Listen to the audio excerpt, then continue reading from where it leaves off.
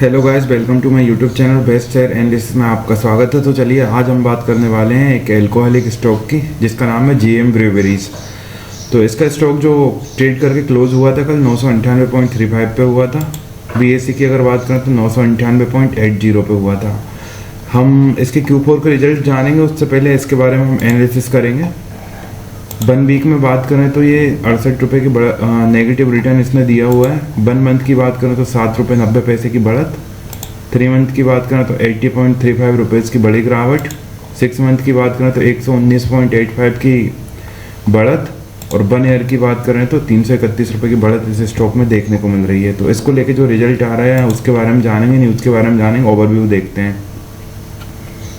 जो लो लगाया हुआ था वो 988.00 का था। जो हाई लगाया हुआ था वो 1084 का था।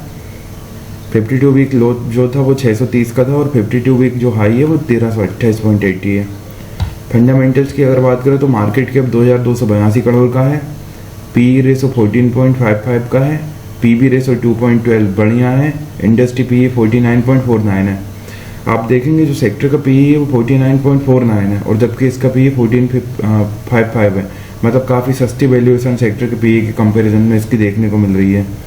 पीवी रेशो की बात करें तो 2.12 पीवी रेशो भी शानदार है। डेब्ट टू इक्विटी बिल्कुल भी कर्जा नहीं है इस कंपनी के ऊपर। आरओई की बात करें तो 14.56 बढ़िया रिटर्न दिया है। ईपीएस भी शानदार है 68.64 का। डिविडेंड यील्ड की बात करें तो 0.90%। बुक वैल्यू 471 की है और स्टॉक ट्रेड कर रहा है 998 पे। फेस वैल्यू 10 रुपये की है। रेवेन्यू की बात करें तो क्वार्टरली रेवेन्यू इंक्रीज़ है, ईयरली रेवेन्यू इंक्रीज़ है। प्रॉफिट की बात करें तो प्रॉफिट यहाँ डिक्लाइन हुआ है लेकिन यहाँ स्टेबल सा ही लगा मेरे को प्रॉफिट में, और प्रॉफिट साल दर साल ग्रोथ देखने को मिल रही है। नेटवर्थ की बात करें तो नेटवर्थ में साल दर साल बढ़त देखने को मिल रही है। बाकी अगर शेयर होल्डिंग पैटर्न्स की बात करें तो प्रोमोटर्स के पास 74.43% की हिस्सेदारी है। रिटेल इन्वेस्टर्स के पास 24.22% की हिस्सेदारी है। एफआईआईज के पास 1.21% की हिस्सेदारी है। अदर डोमेस्टिक इंस्टीट्यूशन के पास 0.15% की हिस्सेदारी है।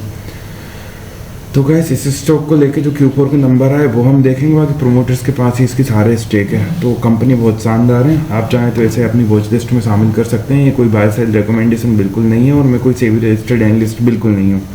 तो किसी भी स्टॉक में इन्वेस्ट करने से पहले अपने फाइनेंशियल एडवाइजर से सलाह जरूर लें। टेक्निकल्स की अगर हम बात करें तो टेक्निकल्स 13 में से 9 बेयरिश हैं, 1 न्यूट्रल है, 3 बुलिश है। मतलब बेयरिश ओवरऑल इसका जा रहा है। इवेंट की बात करें तो आप देखेंगे क्वार्टरली एंड एनुअली रिजल्ट्स इन्होंने कल दिए। डिविडेंड की बात करें तो 15 को अनाउंस करा था, 15 अप्रैल को, 22 को एक्स डेट थी। तो ये डिविडेंड बोनस कंपनी देती रहती है। ये इन्होंने बोनस दिया था। न्यूज़ हम देखते हैं। GM Breweries Q4 financial year 26 paid declines 11% year-on-year to ₹54 crore. The report lacks analysis or commentary, stating only factual data. GM Breweries Q4 net profit fell 11% year-on-year to ₹54 crore. Revenue rose 19.5% to ₹202.2 crore. EBITDA surged 83% year-on-year to ₹53 crore. Margins expanded 900 bps to 26%. Stock fell 7% intraday. कल stock 7% गिरा हुआ था। GM Breweries Q4 standalone net profit fell to 541 million from 605 million year-on-year. GM Breweries board approved audited financials for financial year ending March 2026. Dividend proposed at ₹9 per share. Audit report shows no adverse remarks. Dividend भी इन्होंने propose करा है 9 पर share का। तो बस ये था इसका नंबर। अब हम यहाँ देखते हैं। जीएम ब्रूवरीज के वित्त वर्ष 2026 की चौथी तिमाही के नतीजे मिले जुले रहे। शुद्ध लाभ में सालाना आधार पर 10.6% की गिरावट दर्ज की गई है, घटकर 54 करोड़ रुपए रह गया है। जबकि राजस्व में 19.5% की मजबूत वृद्धि के साथ 202 करोड़ तक पहुँच गया है। एबिटा में 82.5% की वृद्धि हुई है और 52.4 करोड़ तक पहुंच गया है, जिसका मुख्य कारण मार्जिन में 900 प्लस बीपीएस की वृद्धि के साथ 26% का मार्जिन था। कंपनी ने